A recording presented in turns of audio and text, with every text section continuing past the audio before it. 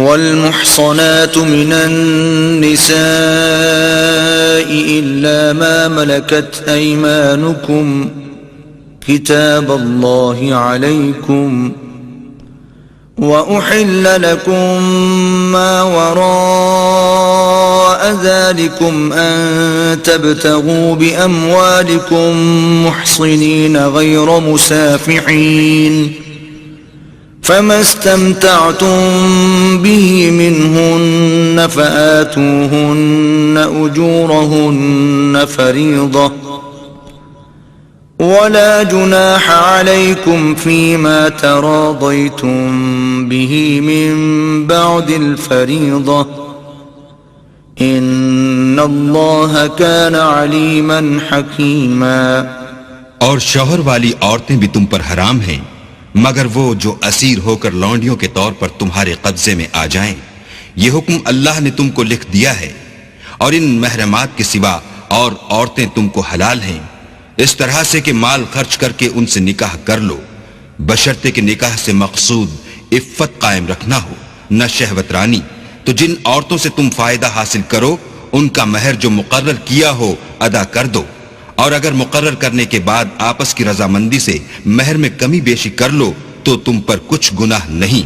بے شک اللہ سب کچھ جاننے والا اور حکمت والا ہے. ومن لم يستطع منكم طولا أن ينكح المحصنات المؤمنات فمما ملكت أيمانكم من فتياتكم المؤمنات والله أعلم بإيمانكم بعضكم من بعض فانكحوهن بإذن أهلهن وآتوهن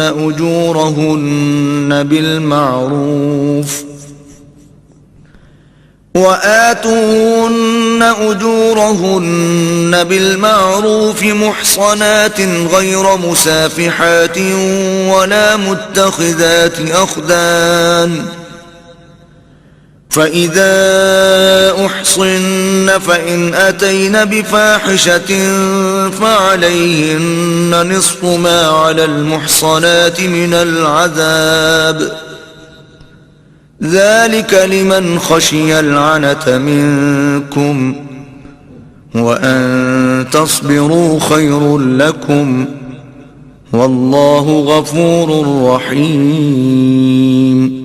اور جو شخص تم میں سے مومن آزاد عورتوں یعنی بیویوں سے نکاح کرنے کا مقدور نہ رکھے تو مومن لونڈیوں ہی سے جو تمہارے قبضے میں آ گئی ہوں نکاح کر لے. اور اللہ تمہارے ایمان کو اچھی طرح جانتا ہے. تم آپس میں ایک دوسرے کے ہم جنس ہو تو ان لونڈیوں کے ساتھ ان کے مالکوں سے اجازت حاصل کر کے نکاح کر لو اور دستور کے مطابق ان کا مہر بھی ادا کر دو بشرطے کہ عفیفہ ہوں نہ ایسی کہ کھلم کھلا بدکاری کریں اور نہ در پردہ دوستی کرنا چاہیں.